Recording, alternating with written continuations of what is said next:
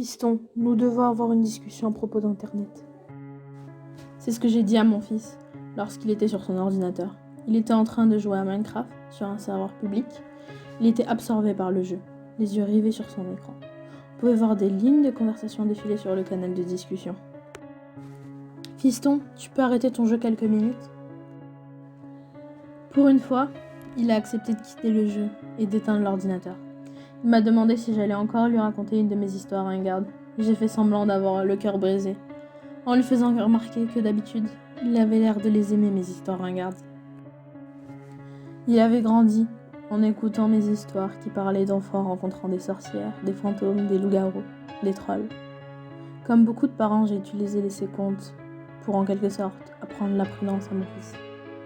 Les pères célibataires comme moi se doivent d'user de tous les outils mis en leur disposition pour l'éducation des enfants.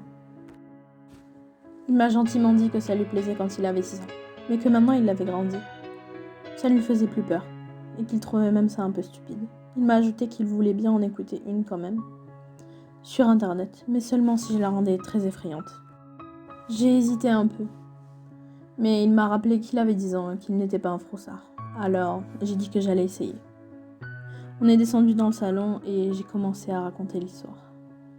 Il était une fois un petit garçon nommé Colby. On pouvait voir la déception sur son visage. Il avait l'air de se dire « Encore une histoire pour les gamins de papa ».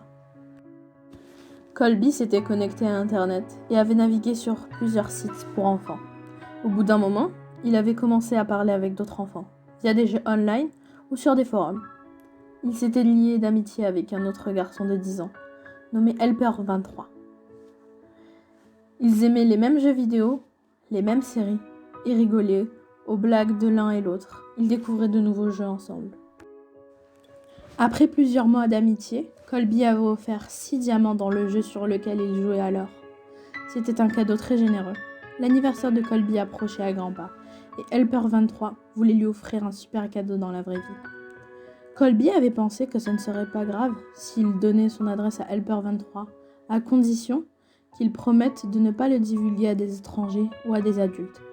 Helper23 avait juré de ne rien dire, même à ses propres parents, et avait posté le colis. J'ai interrompu mon récit pour demander à mon fils s'il pensait que c'était une bonne idée que l'enfant donne son adresse à Helper23. Il m'a dit que non. Malgré lui, il avait fini par se laisser emporter par l'histoire. Eh bien, Colby ne trouvait pas l'idée bonne non plus. Il se sentait coupable d'avoir donné son adresse et sa culpabilité ne faisait qu'augmenter, de plus en plus. Alors qu'il enfilait son pyjama la nuit suivante, sa culpabilité et sa peur étaient telles qu'il n'avait jamais ressenti quelque chose d'aussi fort auparavant. Il s'était convaincu d'avouer la vérité à ses parents.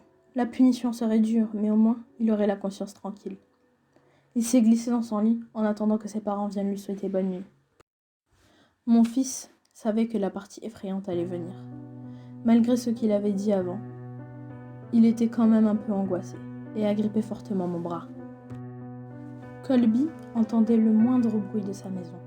La machine à laver qui tambourinait dans la pièce d'à côté, les branches d'arbres qui frappaient les vitres, son petit frère qui dormait dans la chambre voisine et d'autres bruits qu'il ne pouvait pas identifier. Puis les bruits des pas de son père qui approchait de sa chambre. « Papa ?» avait-il dit nerveusement.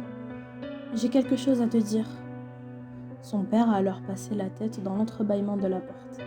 Mais l'angle de celui-ci était bizarre. Dans l'ombre, il semblait que sa bouche ne bougeait pas et que ses yeux n'étaient pas normaux. « Oui, fiston ?» La voix n'était pas normale non plus. « Tout va bien, papa ?» a demandé Colby. « Oui, oui », a répondu le père, toujours avec cette voix bizarre. Colby s'est enfoncé davantage dans ses couvertures. « Maman est là ? Me voilà. » La tête de sa mère a émergé en dessous de celle de son père. Sa voix semblait fausse et forcée. « Allais-tu nous dire que tu avais donné ton adresse à Helper23 ? Tu n'aurais pas dû faire ça. Nous t'avons toujours dit de ne jamais révéler tes données personnelles sur Internet. » Elle a continué. Ce n'était pas un enfant, il faisait juste semblant d'en être un. Tu sais ce qu'il a fait ? Il est venu chez nous, a pénétré à l'intérieur, puis nous a assassinés tous les deux. Juste pour passer un bon moment avec toi. Un homme a alors émergé de derrière la porte de sa chambre, tenant dans ses mains 2 têtes tranchées. Colby hurlait et haletait, tandis que l'homme laissait tomber les têtes sur le sol, dégainant un large couteau. Il est entré dans sa chambre et s'est dirigé vers le garçon. Mon fils avait hurlé, il se protégeait les yeux avec ses mains. Mais l'histoire ne faisait que commencer. Après plusieurs heures, le garçon était quasiment mort et ses cris s'étaient transformés en pleurs. Le tueur avait alors remarqué les lamentations d'un bébé dans la chambre voisine. C'était un régal pour lui, lui qui n'avait encore jamais assassiné un bébé. Et était-ce alors enthousiasme à cette idée? Helper 23 a retiré le couteau du ventre de Colby, le laissant à l'agonie, avant de suivre les cris dans la maison, comme un appel de sirène.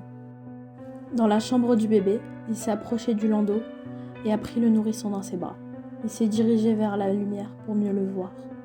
Lorsqu'il le tenait dans ses bras, les pleurs du bébé se sont arrêtés. Il souriait.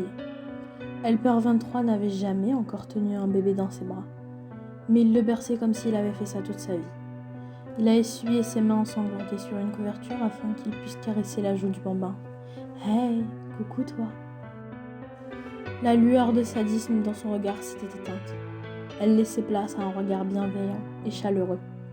Il est sorti de sa chambre, l'a nommé William et a décidé de le ramener chez lui pour l'élever comme son propre enfant. Une fois mon histoire finie, mon fils était visiblement troublé. Entre 2 respirations saccadées, il a balbutié. Mais papa, je m'appelle William aussi. Je lui ai fait un clin d'œil complice, tout en caressant ses cheveux. Je le sais bien, fiston. William est remonté dans sa chambre en courant et en pleurant toutes les larmes de son corps. Mais au fond, je pense qu'il a aimé l'histoire.